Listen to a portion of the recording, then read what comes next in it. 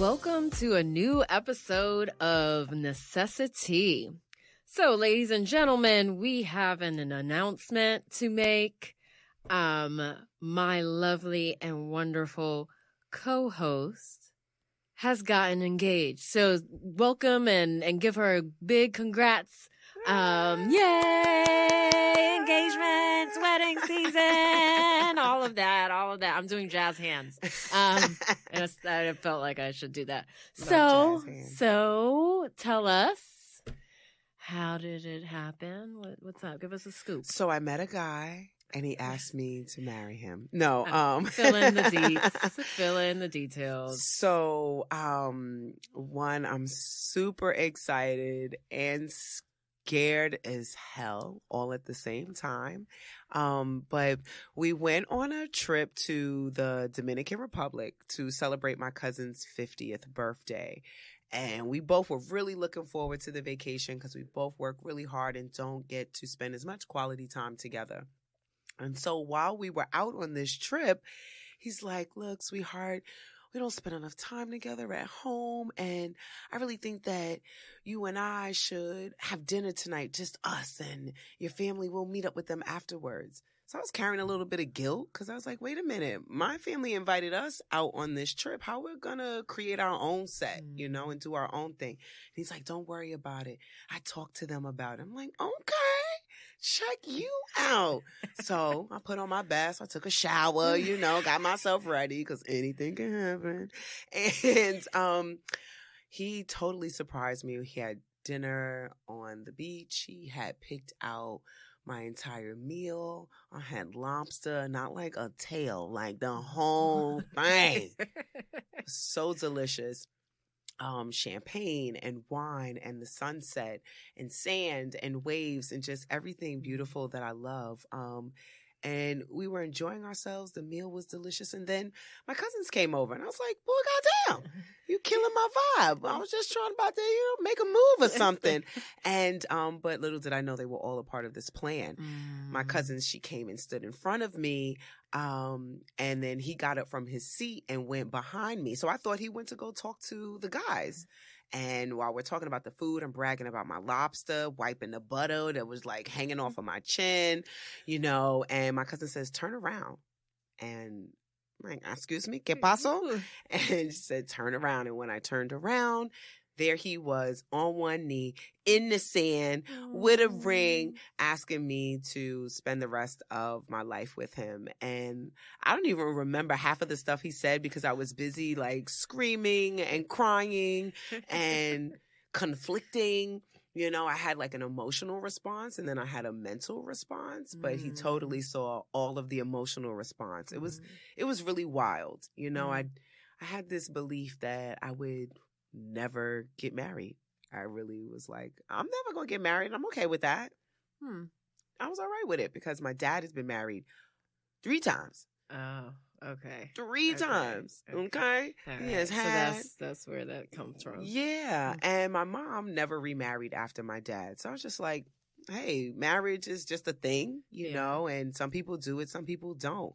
So when, my partner proposed to me, I was totally surprised. Now, not 100% surprised. So he's going to hear this for the very first time, but I have found the receipt to the ring, right? He went away to a basketball tournament and I'm cleaning up and there was a piece of paper on the floor. So I just picked it up and I opened it and I was talked about a ring and there was like money put down. I was like, nah. Looking at the paper, like, holding it in your hand, you're saying no. Yes. And I'm like, nah, because I'm not getting married, right? I'm not supposed to get married. So this is a ring for him. And I really just was like, I'm going to just see whatever happens. I think he's just going all out for himself. Wait, you guys never discussed it before at any point in your relationship? Maybe like once, and that was probably like a year and a half ago. And I just genuinely asked, hey, how come you never asked me to marry you? And it wasn't like, hey, why you ain't asked me? Like I'm waiting. I was just curious, kind of doing my own self-assessment. But why were you curious if you had already made up in your mind that you weren't going to get married? Because it was really me checking my self-worth, right? And I think that like growing up, society kind of teaches us that you are the most valuable and most important when somebody proposes to you and chooses you to be their wife. So it was like, you got chose. Yeah, I got chosen. He picked me. Mm-hmm. So that's where that question came from. It was really like me looking at myself and saying, you know, am I enough, right? Mm-hmm. You know, as we talked about in another episode where that belief then comes up and it's like, maybe I'm not because this guy that I'm with forever hasn't asked me to marry him. And I was just, again, conflicting. It was just like, I'm okay with not being married, but I'm just curious. Not like if you would have asked, I would have been like, nah. I don't know what would have happened. It's wild. That's interesting. And then you said another thing when you were describing the proposal. You said you had an emotional response. Mm-hmm. And you also had a mental response. Like, what does that mean? Yeah. So like the emotional response was, you know, that really sloppy cry where snot is coming out of your nose and exactly. You're not wearing your waterproof mascara. So you look a little bit like a raccoon, you know, that whole thing going on. That was the emotional response. But the mental response was really me? You want me to be your wife? You're picking me? Because I never fathomed it. So it was just like, wow, here we are moving on to another chapter, a chapter I didn't prepare to read. That's interesting. So, but tell me, I'm super curious about this and what you're saying, because you know, you're saying you want me to be your wife, but you're already the mother of his child. Two different things to me. What's so different about them? I don't know. It's like, I'm already the mother of the child, right? But that's it. You just birth a baby, you raise the baby, and all those other responsibilities you can choose to take on or not, right? That's really, I think, who you are as a person. But I guess the wife thing is like a forever. And when you have a baby with someone, and again, I'm going off of my experience. Right. I come from a divorced home. My parents haven't spoken since my college graduation, right? And before my college graduation, it was my high school graduation. And before my high school graduation, it was probably something, I was doing something terrible at home maybe. And my mother was like, you're going to go stay with your daddy. Right. You know, like one of those. Okay. So I think that might be where some of that kind of came from. Right, where you were able to really like separate the two, right? That they don't have to coexist. Correct. I mean, and look at even like the times that we're in, right? You got a wife, you got a baby mama, you know, and then sometimes there's that blended family or not. Right. And because we never really talked about it. And I think that goes to show the power of communication, how essential it is in a relationship, and not even just the day-to-day communication, but talking about like goals in the future. We're recently doing a vision board together, but that's not something that we had done in the past. And probably if we had done that, then there wouldn't have been much of a surprise about certain things. We would really be on the same page about what we want for each other in this relationship, not just what we want individually, like my personal goals and his personal goals, right? But really like our collaborative goals, our family like goals, the couple goals, the family goals. Exactly. So the shit blew my mind. Okay, and now I just can't sleep at all. And I'm not even dreaming about like weddings or anything. So what is consuming your mental space? It's just the anxiety of it. I mean, though nothing has actually changed, besides the fact that I have a ring on my finger, the subconsciously, there's all this other stuff going on that only shows up when I'm fucking trying to get some sleep. And I'm not able to get that sleep. Right, I mean, because you're not being distracted by every daily errands or work or, you know, whatever else we consume our waking hours with. And you're able to just sit there and think. Yeah, and so it's really wild. So I even think of so you know, one episode we talked about the 4 Agreements by Don Miguel Ruiz, right? Yep. And so he has this other book, The Mastery of Love, that you know we both have read and just really talk about quite often. And there's this one chapter in the book where he talks about like perfect relationships, and that chapter was really about, let's say, Marguerite, you're a cat lover and you get yourself a cat, you get yourself a dog instead of a cat. And you're looking at this dog like, how come you're not saying meow? How come you're not rubbing up against my leg or the couch? How come you don't like catnip? How come you're not drinking this milk? All the characteristics that you love about a cat, you are questioning this dog. Yeah, because I got a dog. Right. Right. But you love cats. Right. And so I'm trying to put the dog in the cat box. Exactly. And so we do that with people. Right. And so in these relationships, it's like, I got with this one person, but now I'm looking for X, Y, and Z. And so for a long time, I would try to change who my partner was. Little things, like time. He sucks at being on time. Sucks big time. Okay. Him and time are just like enemies. Yes. Okay. Yes. You just got to put a buffer around whatever time you got to get somewhere. Right. But see, it took me a while to get there, right? Because before it was like, how come he's not on time? How come he's not? I have to accept him and time are not friends. So what I have to do is tell him 30 minutes before it's actually time to be there. Right. That leaves the wiggle room. Right. And it's a part of that perfect relationship is saying, look, you have to accept who you have and choose to be in that, or accept who you have and choose not to be in that. Exactly. Or know how to adjust. And it's funny because I'm just going to take a segue on the time thing because I have a similar experience, and I know other women that also have the same experience. And I think, I think we get a bad rap for the how long it takes to get ready. And, I'm always ready before he is. And he's a guy, right? And so it's assumed that guys should just be ready. He doesn't deal with the makeup. And I know my hair is low now, but there's no hair doing like, what are you doing? What's taking so damn long? Let's go. That's right. Let's go. Yeah. Let's go. So you're not alone in that bucket or in that boat at all. And I think, just meeting people where they are. And like you said, like, okay, is this something I'm going to be able to deal with or not? Right. It's really take it or leave it. And it's something that I can deal with, right? And for a while, I thought I couldn't. It was like one of the biggest complaints. And it was like, well, wait a minute. Am I always on time? No. No. Right. So why am I in this big funk about him being late when my ass is late too? Right. That's that same thing that we could get so up in arms about something that we also do or we also don't do. But when somebody else is doing it, all of a sudden, like the alarms are going off and it looks like, they're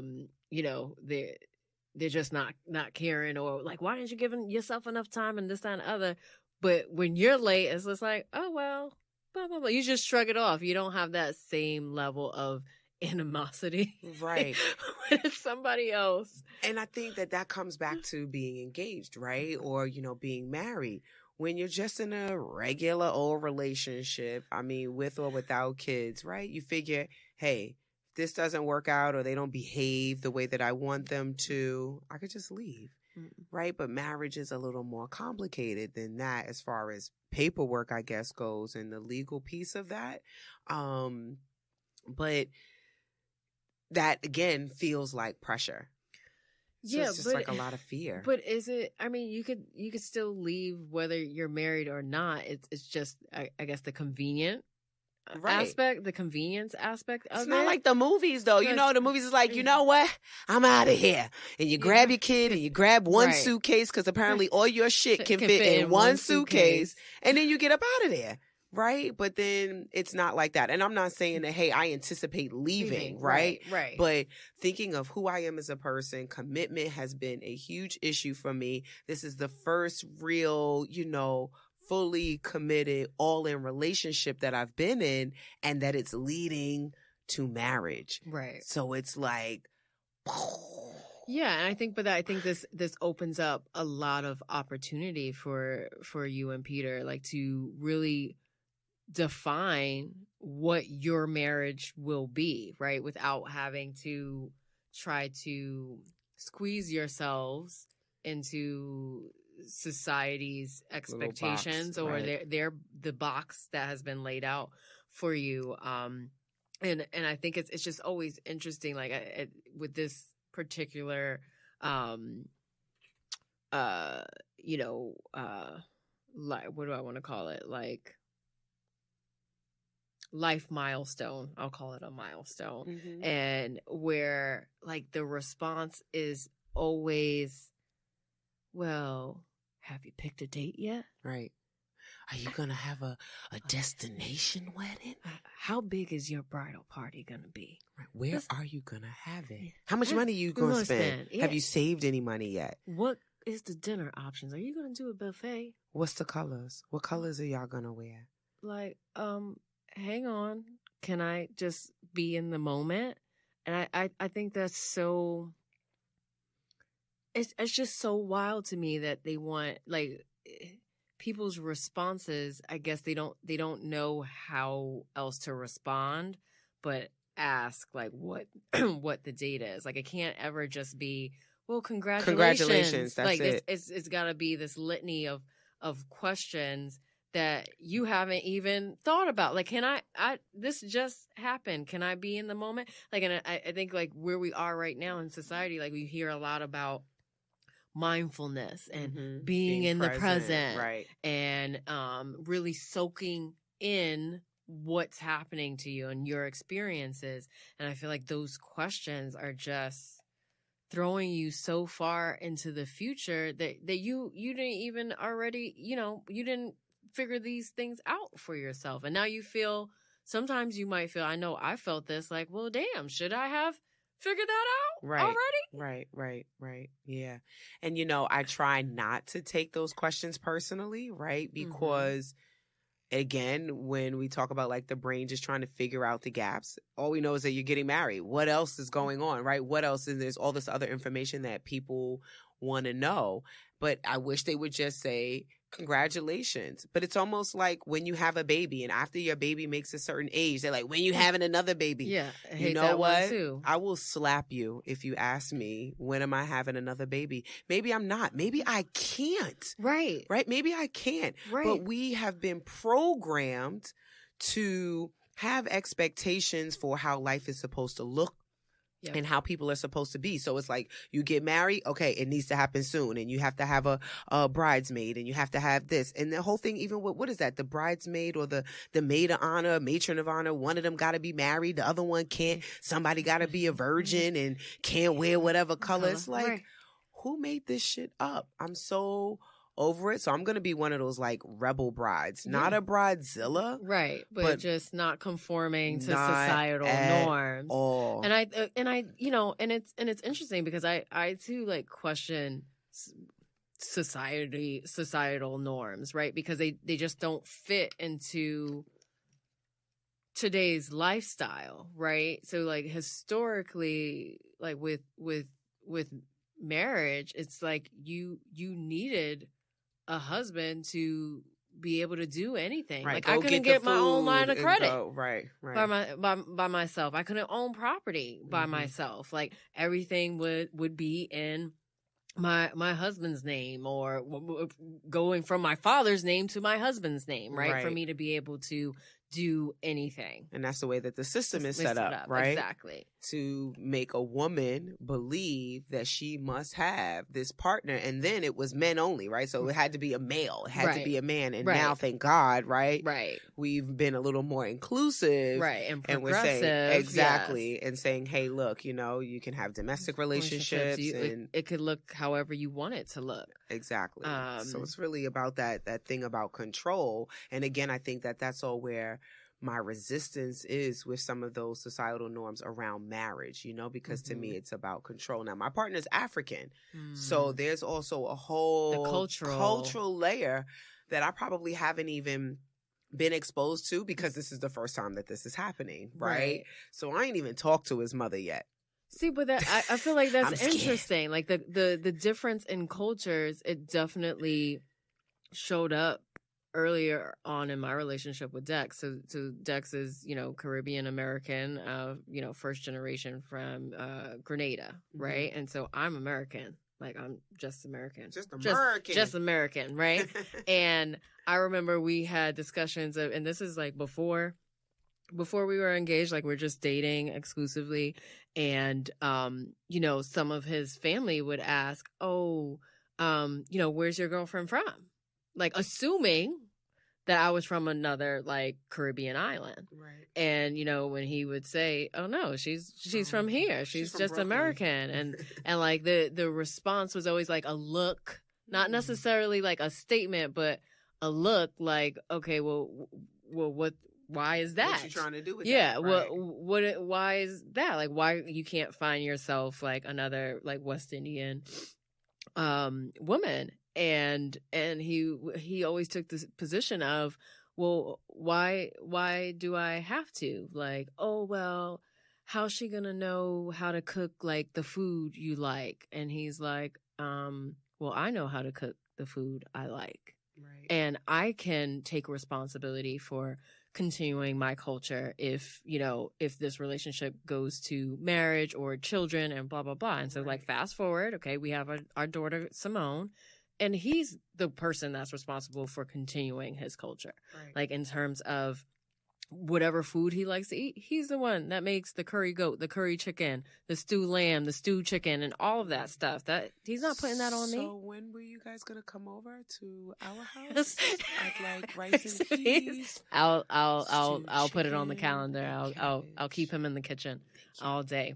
So it's interesting to me that, you know, that hasn't shown up for you guys just because you weren't engaged like prior to this. Oh, year. No. Okay. Oh. Okay. Misinterpret. Yes. Misinterpret. Yes. Okay. Yes. No. They have shown up. But I'm talking about now the marriage piece, right? Because there's been other discussions or expectations or questions that have been asked or assumed by me, you know, assumed on me, you know, that I had to clarify. I'll use that word, to clarify, right? And so I'm looking forward to, one, taking on some of that culture and bringing that into our ceremony, you know. I even feel like I want to do a little more research about the word wedding, you know, and where that even comes from, because some traditions have ceremony and it's not called a wedding. Right. So I want to know where that comes from. And so I can be informed when I make my decision on what we're going to call our union, right? Or the process of our union. But no, his mom has definitely, you know, had conversations with me about some expectations that she has for the woman who would be dating her son. Now, I anticipate that sounding a little different. For her son's wife. Correct. Okay. And that, I feel like that alone is interesting, right? Because he's his own person, so he should be the one that has that conversation with you based off of his whatever he's looking for, whatever he needs. I don't need that to come from a third party, like, because I'm not in the relationship with. But that's the culture, moms. right? Is that like he could be somebody who can advocate for himself, speak up for himself, but it does not remove his mother or the mother's position to then still speak up. So, and that's why, like, you and I, we on the same page, right? Because we have a different culture. Right. Right. And so for me, it's kind of like, hey, this is you and I. We'll kind of like, you know, work our thing out. But it does not stop, eliminate, or remove any of her sharing, right? Or expressing of what she thinks, feels, desires, wants, or expects. And that's maybe just who she is as a person or a culture. I think it's a little bit of both. But learning that allows me to respect that, not take it personally. Right. And really just show up with love either way. Right. Because I think, you know, she's probably just operating based off of like her knows, and what she knows. Right. And I think it's always interesting because, you know, like Dexter's mom, like, and she's just really great. And she, when she was marrying like his dad, I think his dad's mom would butt in like constantly, and she had to figure out the best way to navigate that. And because that was her experience, she doesn't meddle at all in our relationship. Wow, see?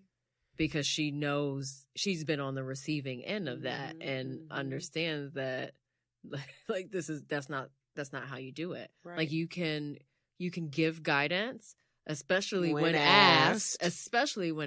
Yes. Remember that song? Your mom is in my business. She's in my business. Can't you see, girl? Your mom is trying to end this. I think of that. Yeah, it's just like, when asked, just give your advice or your guidance. And I think, like, as an adult, I think one of the things that annoys me the most is like unsolicited advice. Yep. It's just everybody mind your own business. Another one. Just mind your business. Mind your business. But I don't even know what that's about. You know what? I mind other people's business. And I think like of my friends or something like that. Like if they have a situation going on and they're just telling me a story, I'm still learning how to create that space where it's like you just share and I just listen. Yep. But I also know that when I'm challenged in creating that space, I know I'm showing up with love, but I have to understand that whatever is going to work out for that person is going to work out for that person. So I think it's just having that boundary and that understanding. And, for the older generation, it's just like it is what it is. I have tried to teach, elders about their lane, but I don't think that's a battle that you can fully win. Right. But sometimes it's worth showing up. It's worth kind of talking about. Yeah, no, it is. I think just being able to question things and really try to decide whether or not like something works for you. And so we were talking a bit about societal norms. So I know the answer to this question for myself, but I'll ask you. If Peter had proposed without a ring, would that have swayed your answer? What like? Well, when you say without a ring, without nothing, with nothing, not even like a glass of wine, nothing, no ring out, no ring pop ring, nothing, not a string, the dinner, everything else, and then he was just kneeling down in the sand and just say, "I want to spend the rest of my life with you." Yes. He would have definitely had to turn that into a question, right? Say, I want to spend the rest of my life with you. Would you marry me? I would say yes. Because to me, the ring, again, is a part of these norms, right? What does that ring actually mean? Right. So here, I don't know these people personally, but in another life, I feel like, Beyonce and I are really good friends. I've actually met Jay-Z, so, we're cool. And Beyonce doesn't wear her ring. They don't wear their rings per se. They have like some little tattoo or something like that. But it's really like, who's the ring for? Right. I think in a way the ring is just a way to almost like, and I'm go saying there, go it. It's a brand. It's like to label your territory, to mark your territory. This mine, right? So even like recently, I'm going to Miami, and I made a joke, and I said, I'm not going to wear my ring to Miami. And he said, well, wait a minute. I need them to know you're already taken. So I find that interesting because before the ring, how did people know I was taken? They would try to push up. And you say something. Because, I was out there looking good. They would try to push up. But I would say that I'm in a relationship, I'm not on the market. So the ring, I think, is really like to say, for me, it's almost like I own you. Like, here's this ring, and now you're mine. And it's one way, because he doesn't have a ring on. So you get to be out there all willy-nilly. And the only thing I'm relying on is your honesty to say, and your faithfulness, that you will say, I'm in a relationship. And that's not something that I think about or worry about. But we're like taking me and Peter out of this and we look at we're just looking at human beings, right? Exactly. It's like, the guy gets to go around with no ring until you actually get married. And if you don't get married for 5 years, that's 5 years of you going around with no ring. Right. While I'm walking around all claimed. Right. And it's interesting because Dex and I have had this discussion at length, and even before we got engaged, and he was like the whole engagement ring process. He was like, I don't really believe in it. It's like, it's pretentious. It's it's one-sided. Like I don't want to claim ownership on you in any way, and this, that, and the other. And, he broke down that whole argument several times. And I was like, no, I get what you're saying, but I still want to work. Right. That's so funny.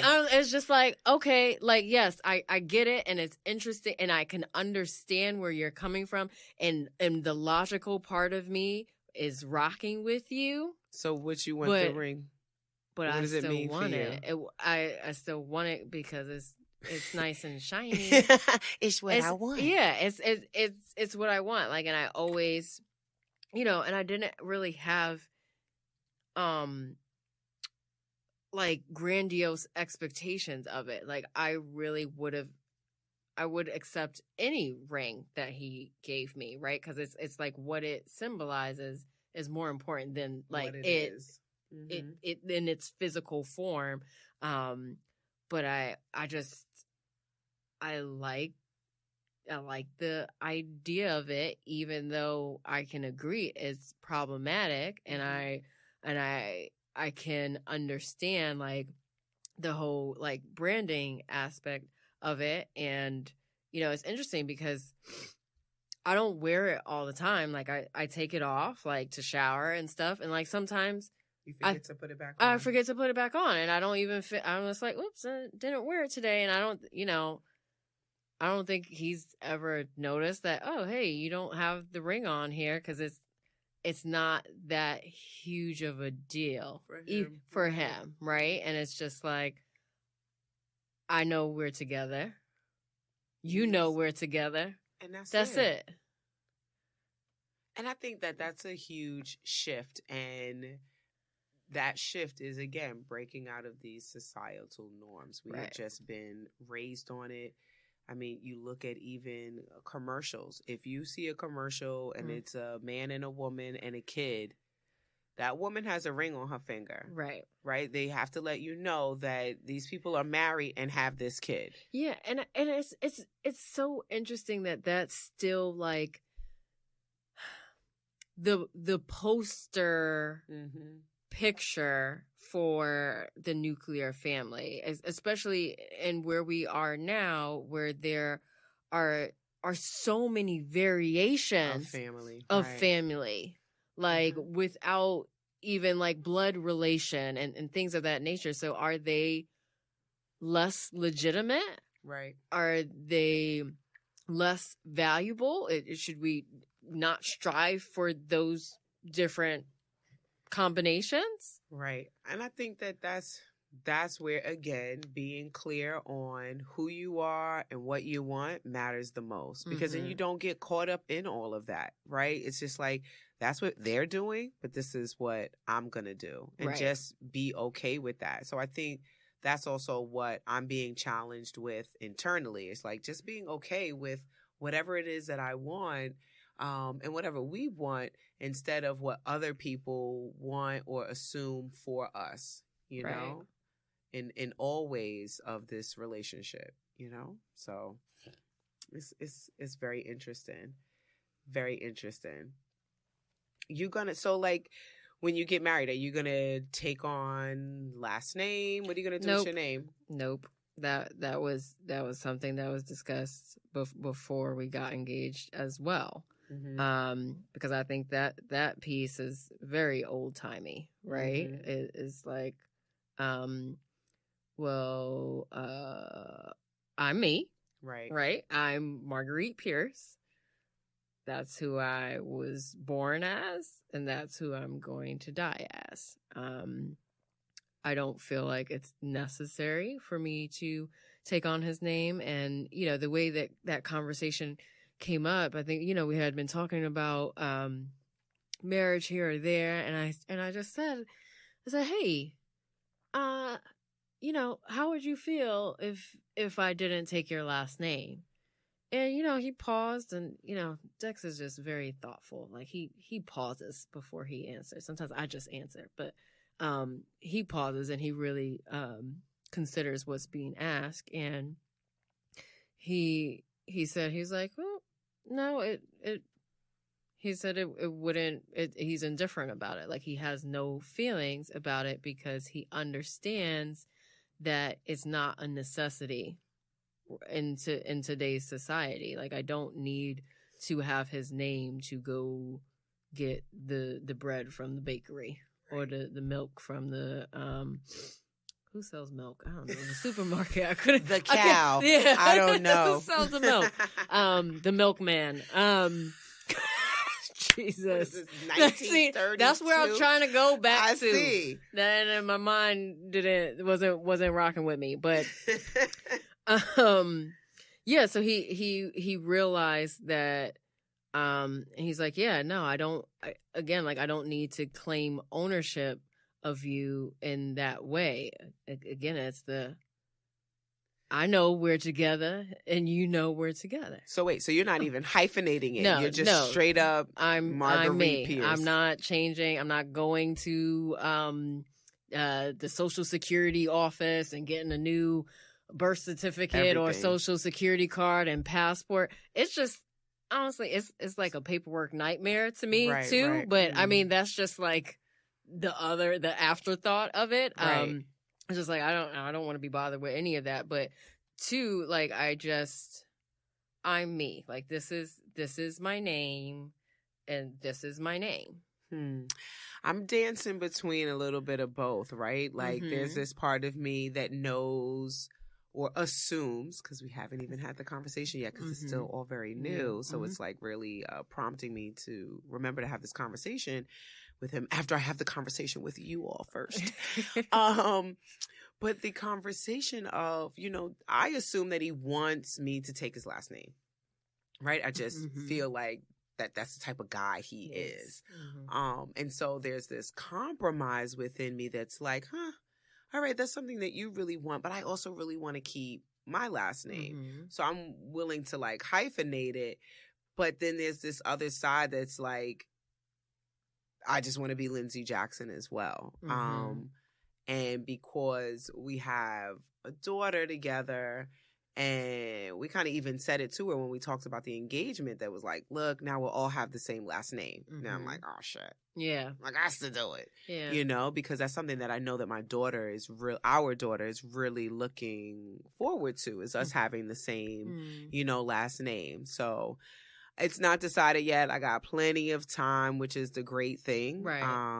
And it's my choice at the end of the day. Right. Right. Because nothing would change on his end. Again, you don't have to wear a ring till it goes down. You don't have to change your name when it goes down. Right. So all of that is really in favor, in a sense, right? For the guy, that the decisions don't really have to be made there, besides the fact that you choose to marry somebody. Yeah, right? No, I think it's interesting, and I've thought in the past about everybody having the same name, but again, I'm just like, okay, well, there's plenty of families out there, blended families, that they don't have definitely. the same name. So that are they less of a family because they don't have the same last name? Just as and then valuable. I did even consider, when Simone was born, just giving her my last name. And like that was something that we discussed too, and he was indifferent about, like, if that's what I had wanted to do, then we would have done that. That's powerful. Go Dex. So like he's very like open-minded when it comes to things of this nature. I love it. So I was just like, I knew that wasn't gonna be a uphill battle at all. Yeah, so it's interesting. Like I don't think because Simone and I have different last names that we're not I'm family. not her mother. Right. Like I'm your mom. Like, right. No question. No question about it. Exactly.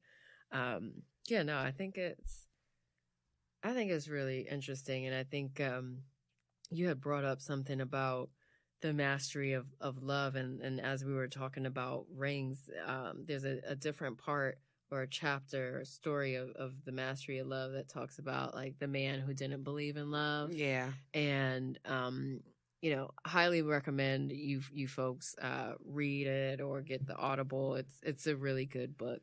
And, the story about the man who didn't believe in love, like he really didn't experience love. So he assumed that it didn't exist, right? Until he finds a woman that had the same experience as him, that also believed like she was hurt before, and she didn't believe in love either. And they start spending more and more time together, and then love started to develop, and everything was rosy and great and grand. Everybody was happy. And I think there's this moment where he was so happy that he looked up in the sky and there was like a really great star, and it embodied the happiness that he was feeling. And so he plucked it out of the sky. And what does he do with it? He gives it to the woman. The woman didn't know what to do with it and is like, sorry, Holmes, I'm out. Wow. And, that story is meant to illustrate how sometimes in our modern society, or I'll say Western society and culture, that sometimes the exchange of the rings is that you're putting your happiness in the other person's hands. And I think that's a setup, though. Like, if that's the foundation of your relationship, you need to rethink that like as soon as possible, because I think the two, whoever is in the relationship, should be happy independent of one another. Right. And my happiness is not rooted in yours. Dexter. Right. Like at all. Like Dex is an added bonus. Like our relationship is an added bonus. Like I'm happy with him, but I would also be happy without him because the happiness is internal to me. Right. There's a Time magazine out, and the title or the focus for the entire magazine is about love. And it speaks to what you just mentioned, that relationships, marriages specifically, will last longer when there is a lack of a codependence, right? That it's really important to be independent, and have your own goals, your own vision, your own beliefs, your own values, your own dreams, and go after those and still have the relationship. But to then put that or project that within the relationship and say, hey, it's up to you to help my dreams come true. It's up to you to believe in my dreams and to push me and to, make me matter. You're setting yourself up for failure, right? That relationship is going to fail because it's banking on something that can't exist, right?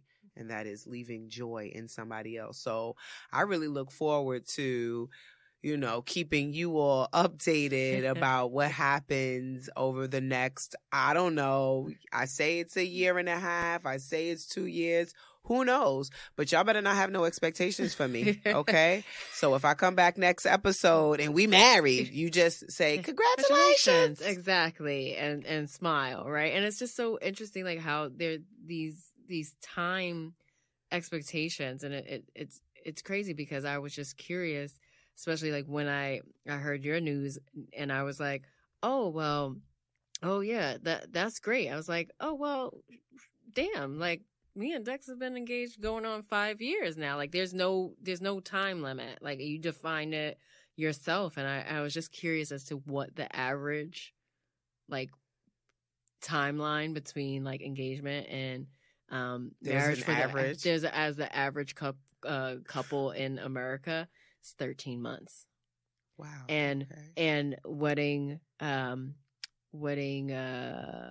professionals suggest that you wait 3 weeks after your engagement before jumping into wedding planning. So okay. I'm super behind according to those statistics. I'm right on track then.